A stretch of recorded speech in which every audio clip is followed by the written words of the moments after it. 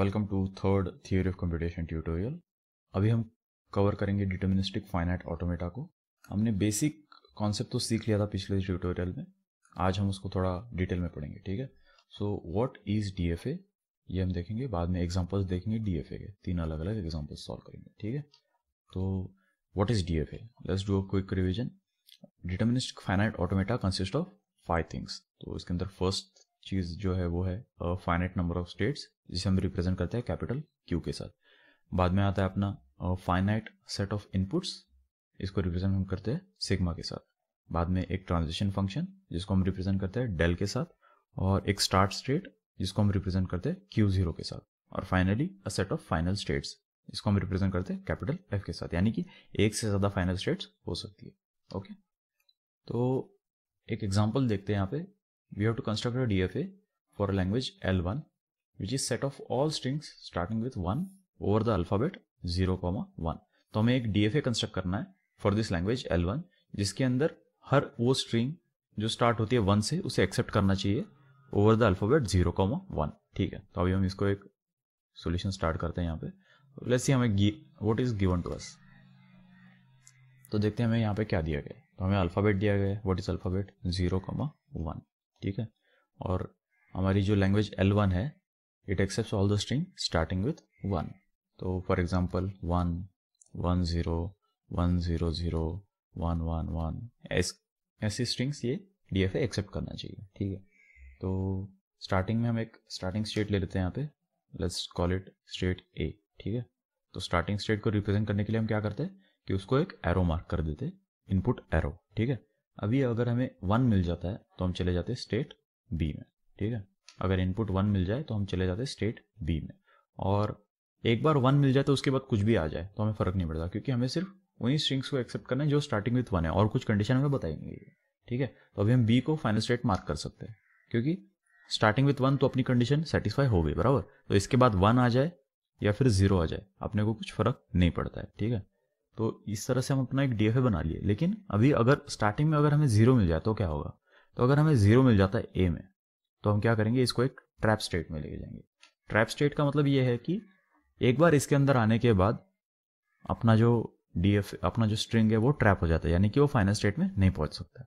For example इसको हम कहते हैं सी। ठीक है, और यहाँ पे भले इनपुट 0 मिल जाए या फिर 1 मिल जाए, ये स्टेट सी में ही रहेगा। ठीक है, और सी एक फाइनल स्टेट नहीं है तो वो स्ट्रिंग एक्सेप्ट नहीं होगी। Let's look at an example. Let's say अगर हमारा एक स्ट्रिंग है 1001। ठीक है, 1001, तो क्या होगा, ये अपना स्टार्टिंग स्टेट में हम ए में। ठीक है, हमें 1 मिल जाता है तो हम पहुंच जाते हैं अपने स्टेट बी में। अगर 0 मिल जाए तो स्टेट बी में है, उसके बाद अगेन 0 आ जाएगा तो फिर भी स्टेट बी में है, उसके बाद 1 आ जाए तो भी हम स्टेट बी में है। तो क्या भी हम एक फाइनल स्टेट में है, yes we are in final state. तो ये जो स्ट्रिंग है वो एक्सेप्ट हो गई। ठीक है, and what about 0101, let's try this. तो अगर हमें 0 मिल जाता है यहाँ पे, तो हम पहुंच जाते हैं स्टेट सी में। ठीक है, तो स्टेट सी में पहुंचने के बाद अगर 1 आ जाता है हमें तो भी हम स्टेट सी में, उसके बाद 0 आएगा तो भी हम स्टेट सी में, और उसके बाद 1 आएगा तो भी हम स्टेट सी में है। लेकिन क्या स्टेट सी फाइनल स्टेट है? नहीं, तो ये स्ट्रिंग एक्सेप्ट नहीं होगी। ठीक है, तो ये हो गया अपना एक डीएफए फॉर लैंग्वेज L1 जो स्टार्ट होती है विथ 1, मतलब जिसके अंदर सभी स्ट्रिंग्स रहती है जो स्टार्ट होती है विथ 1 ओवर द अल्फाबेट 0,1। ठीक है, अभी हम एक दूसरा एग्जाम्पल देखते हैं। तो construct a DFA that accepts all the strings of length 3 over the alphabet 0,1। हमें क्या दिया गया है, यहाँ पे अल्फाबेट दिया है। अल्फाबेट क्या है? 0,1। ओके, और कंडीशन क्या है कि ऑल स्ट्रिंग्स ऑफ लेंथ 3।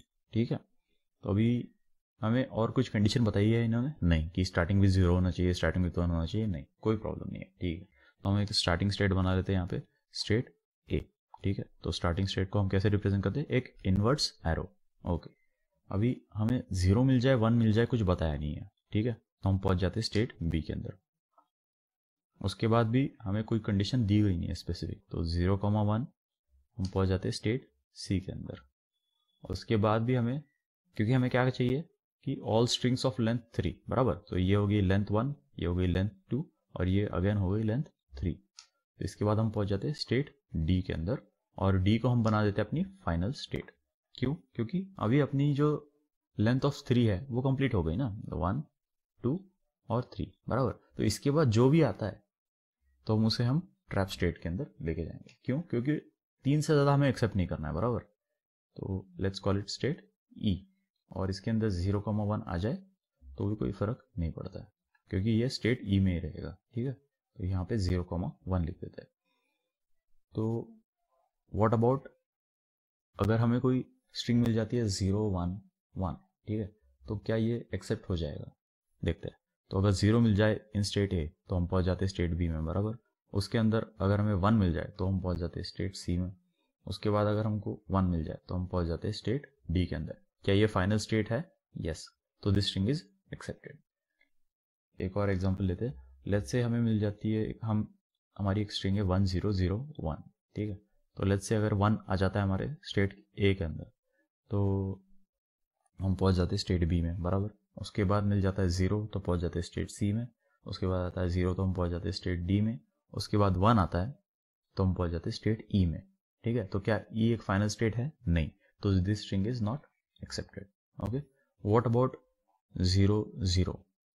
तो लेट्स से ए में हमें इनपुट मिलता है 0, हम पहुंच जाते स्टेट बी में।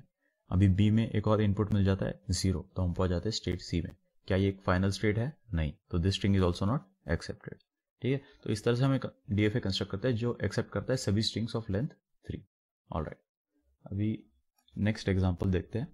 हमें तीसरा एग्जांपल कंस्ट्रक्ट करना है एक डीएफए जिसके अंदर कोई भी स्ट्रिंग जिसके अंदर ए बी बी होना चाहिए over the alphabet A comma B, ये एक्सेप्ट नहीं करना है। ठीक है, we should accept all the strings that do not contain A B B in it.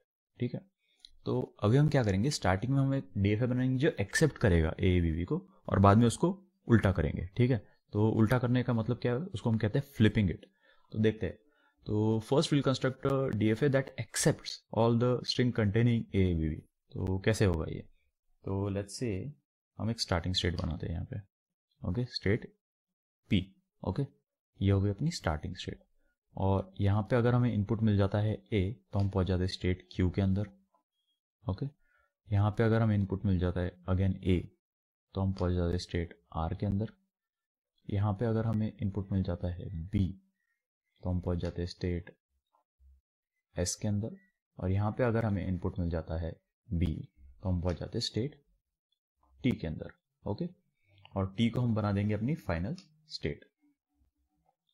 Fine, तो पहले हम कंस्ट्रक्ट कर रहे हैं DFA that accepts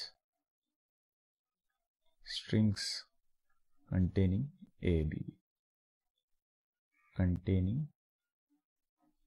a b b in it। ठीक है, तो a b b ये बेसिक स्ट्रक्चर तो हमने यहाँ पे बना लिया, लेकिन अगर स्टार्टिंग में हमें यहाँ पे b मिल जाए तो क्या होगा? तो b मिल गया तो भी कोई इशू नहीं है। क्यों? हम इसे वापस से लूप बैक करेंगे यहाँ पे। तो ये इस टाइप की स्ट्रिंग भी एक्सेप्ट कर सकता है, b a b b बराबर, क्योंकि इसके अंदर भी a b b है। करेक्ट, तो इस टाइप की स्ट्रिंग भी ये एक्सेप्ट कर सकता है। What about Q? क्यू के अंदर अगर हमें बी मिल जाए तो हम क्या करेंगे? तो उसके अंदर अगर बी मिल गया हमें क्यू के अंदर तो हम इसको वापस ले जाएंगे पी की तरफ। तो फॉर एग्जाम्पल अगर हमें स्ट्रिंग मिल जाती है ए बी बी बी, इसके अंदर भी ए बी बी है तो इसको भी एक्सेप्ट होना चाहिए बराबर। What about R? अगर आर के अंदर हमें ए मिल जाता है तो हम क्या करेंगे? तो आर के अंदर अगर हमें ए मिल जाए तो हम इसको लूप बैक करेंगे। क्यों? क्योंकि हमें ऑलरेडी ए मिल गया है यहाँ पे बराबर। तो लेट्स से अगर हमारी जो स्ट्रिंग है वो है ए बी बी, ठीक है, ए बी बी, इसके अंदर भी ए बी बी है, जिसे एक्सेप्ट होना चाहिए बराबर। तो ये हो गया अपना string that accepts what is A B B, या फिर string that accepts all the string containing A B B up to R. अभी एस के अंदर अगर हमें ए मिल जाए तो हमें क्या करना है? अगर एस के अंदर हमें ए मिल जाए तो हम इसको लेके जाएंगे वापस से क्यू की तरफ। तो ये कौन सी स्ट्रिंग हुई? Let's say A B B, तो ए बी बी, इसके अंदर भी ए बी है, तो ये भी स्ट्रिंग एक्सेप्ट होनी चाहिए बराबर। और टी के अंदर ए मिल जाए बी मिल जाए कोई फर्क नहीं पड़ता, क्योंकि एक बार हमें ए बी मिल जाए तो हमें फ़र्क नहीं पड़ता, उसके बाद कुछ भी आ जाए, बराबर। तो ये हो जाती है लूप बैक, हम इसके अंदर ही कर देंगे। ओके, तो ये अपनी फाइनल स्टेट हो गई।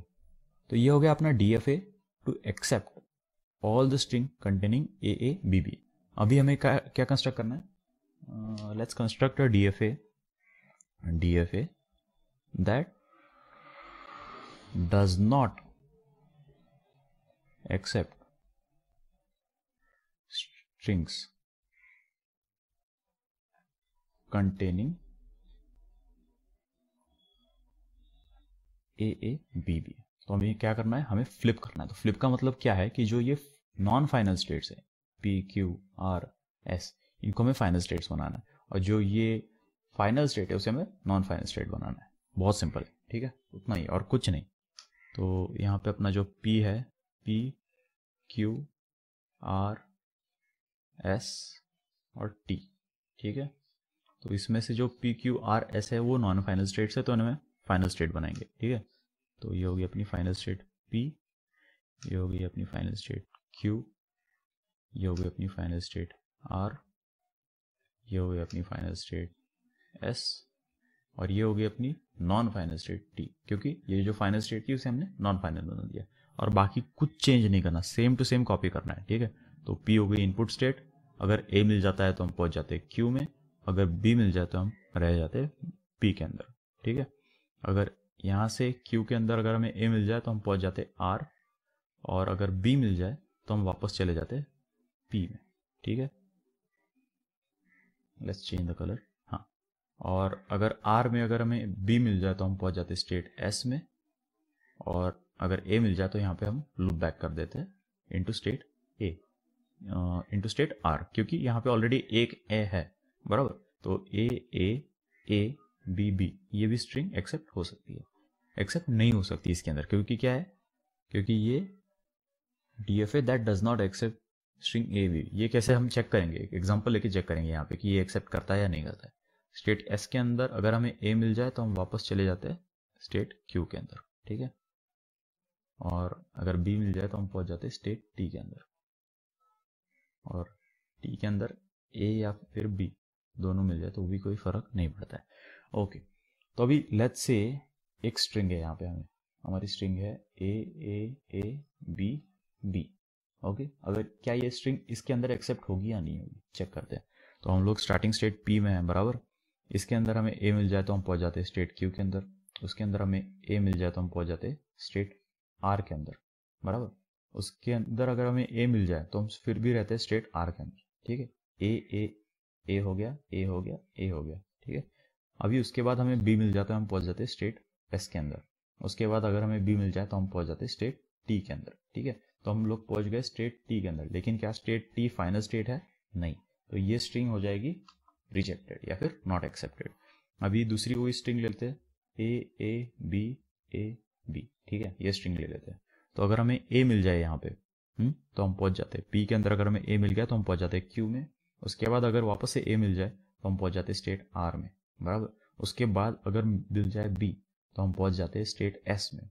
उसके बाद A आ जाए तो हम पहुंच जाते हैं स्टेट Q में, और उसके बाद अगर हमें B मिल जाए तो हम पहुंच जाते हैं स्टेट P में। क्या P एक फाइनल स्टेट है? Yes it is. So this string is accepted क्योंकि it does not contain AABB in it. Okay, तो लेट्स से दूसरी कोई स्ट्रिंग ले लेते हैं AB, यही स्ट्रिंग हो, ठीक है। तो लेट्स से अगर हम स्टार्टिंग स्टेट P में है और हमें इनपुट मिल जाता है A तो हम पहुंच जाते हैं स्टेट Q के अंदर, और वापस से इनपुट मिल जाता है B तो हम पहुंच जाते हैं स्टेट P के अंदर। तो क्या P एक फाइनल स्टेट है? तो यस इट इज एक्सेप्टिंग, ठीक है। तो all the string that do not contain AABB in it they are accepted over here, ठीक है। तो आई होप आपको ये कॉन्सेप्ट समझ में आ गया होगा। अगर कोई डाउट है तो नीचे मुझे आप कमेंट सेक्शन में पूछ सकते हैं। Thank you. So that's it for today, guys. Thank you very much for watching. If you have any queries, feel free to ask them in the comment section below. If you have any suggestions, please write them in the comment section below. If you like the video, please share it with your friends and subscribe to my channel. Thank you very much.